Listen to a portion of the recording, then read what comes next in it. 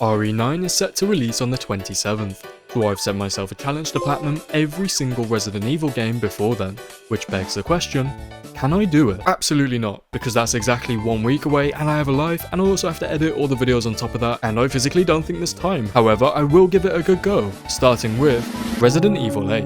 Our journey starts as Ethan, but this time we're not in search of our missing wife, we're actually all happily safe and sound in a brand new house in Romania, along with our new little addition to the family, baby Javinio.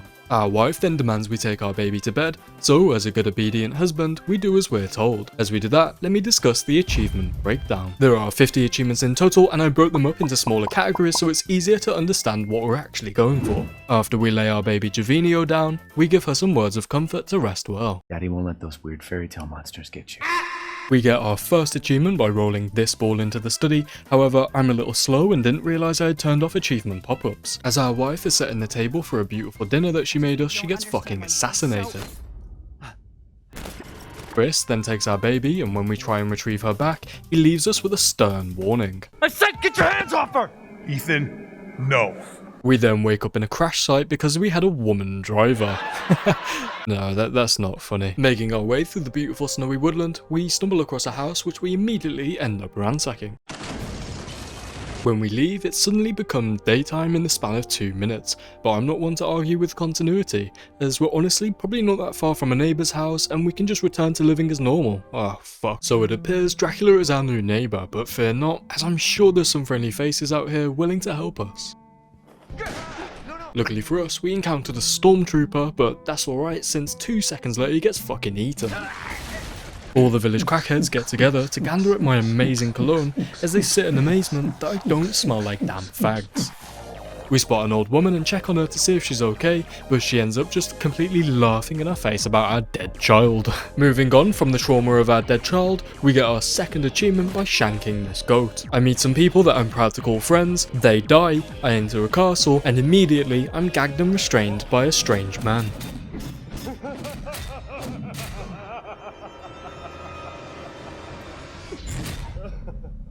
He ends up dragging us back to the council of weirdos that run this village. We have Mr. White, Moreau the fish thing, Donna Beneviento, and the infamous Big Booba. And also there's Mother Miranda. They discuss on who gets to torture me and they have a little vote. Mr. White ends up winning and we run for our lives. We end up meeting Crackhead Santa on our way down through the caves and he hits us so hard we end up in every man's dream. As we get dragged through the corridor by 3 horny goth girls that want to suck us dry, we have to mentally lock in, but luckily for us they hit us with some foreplay and chain us up, but in this moment of clarity, we remembered that we are in fact a married man with a child, and we decide to resist. We rip every single nerve ending out of our hand to show we in fact are not playing about, and thus we set on our mission to kill these dirty slags that almost made us unfaithful. But not before buying a briefcase off of Jake Paul for our third achievement. Quite soon after, we encounter the first of the Dutty Slags, who tries to instantly tempt me into unfaithfulness with quite a very seductive tongue flick, if I do say so myself. We miss all our bullets and hit the window, which lets in a lovely fresh air breeze, but the Dutty bitch hates that because that is how much of a Dutty bitch she is. Now, during this fight scene, because it is so epic, I'm going to attempt to be a Jamaican rapper.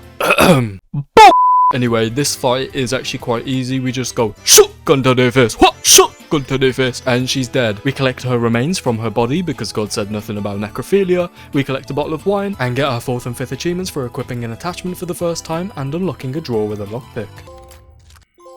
We head onward through the courtyard to where we get stuck on this puzzle for far too long. Walking through the blood-filled cellar, we get attacked by a dirty little gremlin in a hood, which forces us to craft a health potion, which gets us our 6th achievement.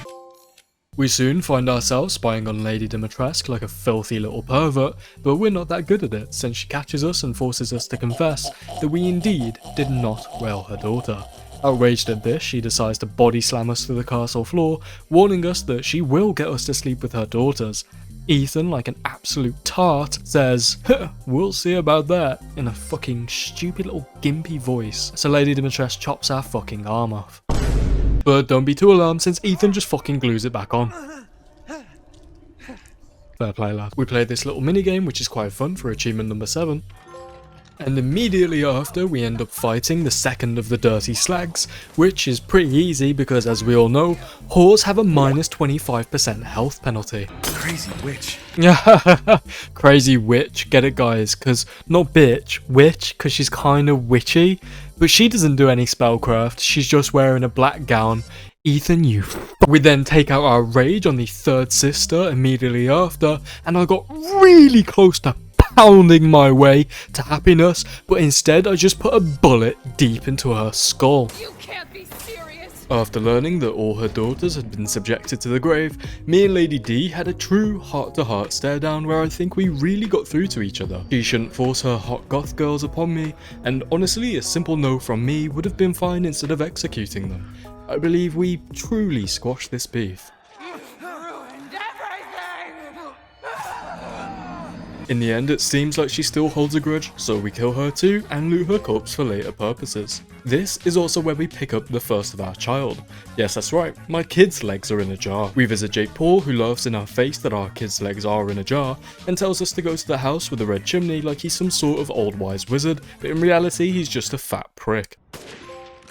On the way to the house with the red chimney, we end up meeting some crackheads in an alley waiting to fit check us, but they end up being no match for bullets. We find a key which allows us access through one of the winged doors, where we make our journey through a woodland of hung dolls and fog. This part of the game is exceptionally good for a first playthrough, but incredibly boring thereafter, as it's insanely short. House Beneviento looks intimidating, however, there is no real danger in this house apart from our wife's fetus that tries to eat us. But after dodging it, we end up stabbing Angie in the face, which turns out to be Donna Beneviento, and this very short scene is the only time we really get to see her face, sadly. We collect our child's body and head onwards towards Moreau. On our way there, we get achievement number 11 for combining two parts to make one big treasure. Entering Moreau's territory, we're introduced to the Varkalak, which is genuinely horrifying as they are massive, more traditional lichen beasts that can take a hefty beating. Moreau's territory consists of filth and swamp, and quite depressingly, short the same as Beneviento. We snatch our daughter's body near instantly, and Moreau cries to us that he needs that jar to impress Lady D for that Dracosi.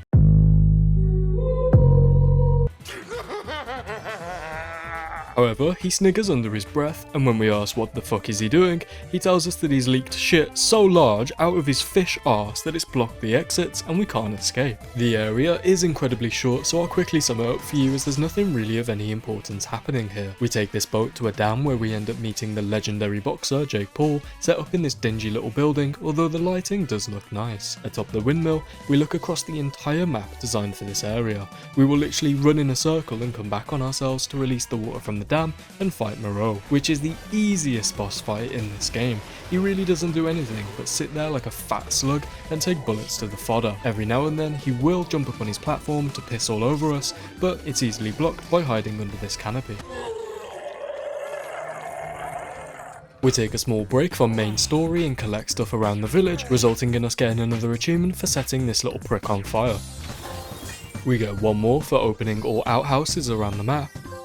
As we start heading towards Heisenberg, we shoot an explosive barrel to kill 3 lichens. And as we make our way through the lichen den, we end up in a 1v1 with Crackhead Santa. Heisenberg leaves our daughter's head in a jar on his desk and tells us to come meet him, but not before fighting what I think is genuinely the scariest enemy in this game.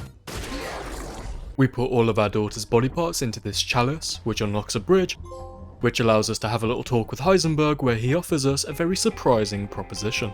You and me, Ethan. Together, we go save Rose, and we can use her to grind Miranda into paste.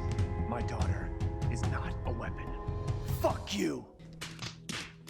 Because Ethan is a fucking we have to play through the factory, which honestly should have been scrapped, no pun intended. The area consists of 3 levels, which you have to constantly travel back and forth between for molds, whilst also fighting these new enemies, which I actually do like. I mean, when you shoot them, it looks like they all get sexually aroused. We disrupt Heisenberg's supply chain because we're mischievous like that. Heisenberg eventually found out that we were being mischievous, he didn't like that very much and decided to turn into a big fucking robot and kick us all the way to the very bottom of the factory. Now this is a funny haha dev moment because you'd think, wow, I have to go back through the entire factory again? No. Actually, the devs were quite nice, and instantly there's a cutscene where we meet Chris. told you to leave it alone, Ethan. We get to watch Ethan just... This is honestly the worst thing I've ever seen in gaming, and I'll just let you watch. I promise you, we will get your daughter back. Together. Damn straight we will. And when I find Miranda, she's a dead woman. So we kill Heisenberg in a massive fucking tank. We then immediately meet Miranda, who rips our heart out and squeezes it all over her face, which is the sexiest thing that I have ever seen known to man, and I need that to happen to me. Please. We end up playing as Chris, who I haven't seen since RE5. And we're tasked with heading through the village while it's completely overrun with mega mycete. On watch for hostile bioweapons. Extreme amounts of lichens roam the streets, but since we're Chris, we came stacked up with a whole army's worth of ammo, and we easily release all the frustration we acquired since we didn't get to clap Sheva. In a cave, we find the heart of the mega mycete, which reminds me of the Easter egg from GTA 4, and plant a massive fucking explosive on it. I have eyes on Miranda at the ceremony site. Waking up in an icy desert, we're back as Ethan. We see visions of Evelyn from RE7, and she tells us the reason that we're not dead and can survive debilitating injuries is because we're actually contaminated by the mold. So after learning we're invincible, we head over to Miranda at the ceremony site to find out that our daughter has already been sacrificed. Well, actually she hasn't, because I guess she's made of mold and it doesn't work like that. Miranda gets pissed, and we have an epic showdown.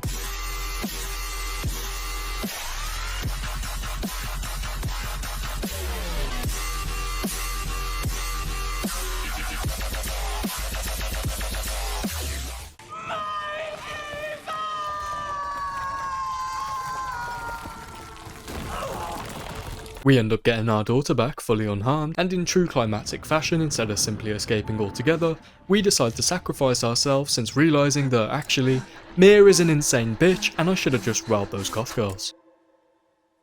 And that, ladies and gentlemen, is the end of RE8. However, not the end of the platinum, since we have a lot more to go, and next up is Mercenaries mode. Mercenaries is a side mode where you have to kill a set number of enemies with a time limit between each kill. There are time bonuses and perks that you can obtain to make each level easier, and most importantly a time bonus for keeping your kill combo. For the achievement, we need a minimum of S rank across all levels, of which there are 8. And honestly, they're not that hard apart from Factory, which I ended up not recording and doing in my own time with a guide because it's complete bullshit. We buy and view all character models in the shop for 2 more achievements. Next, we end up completing our Village of Shadows run and cleaning up any miscellaneous achievements along the way. Because this is exactly the same as the first run, only this time I have infinite ammo and all the strongest weapons, it's really not that interesting, so I'll show the achievements for completing Village of Shadows. And here's also a quick list of all the achievements we got along the way.